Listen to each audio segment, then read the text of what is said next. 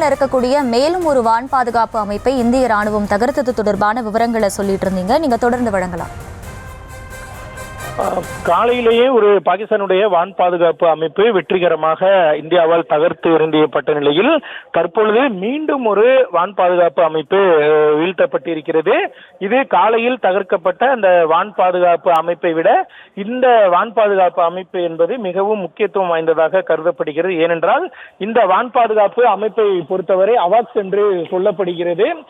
அவாக்ஸ் என்றால் airborne warning and control system என்று சொல்லக்கூடிய அந்த வான் பாதுகாப்பு அமைப்பு தான். இந்த வான் பாதுகாப்பு அமைப்பை பொறுத்தவரை மிகவும் சக்தி வாய்ந்த ரேடார்கள் மற்றும் சென்சார்கள் பொருத்தப்பட்டிருக்கும்.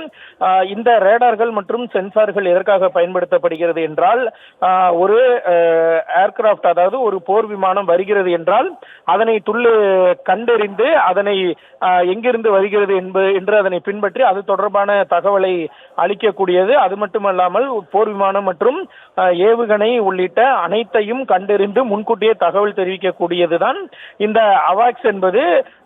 இதை அதாவது ஒரு பட்டப்பெயர் கொண்டு எப்படி அழைப்பார்கள் என்றால், வானில் இருக்கக்கூடிய ஒரு கண் என்றுதான் இந்த அவாக்ஸ் அமைப்பானது, இந்த வான் பாதுகாப்பு அமைப்பானது அதாவது செல்லமாக அழைக்கப்படும். அவ்வளவு ஒரு சக்தி வாய்ந்த பாகிஸ்தானுடைய இந்த வான் பாதுகாப்பு அமைப்பானது தற்பொழுது இந்திய ராணுவத்தால் தகர்க்கப்பட்டிருக்கிறது.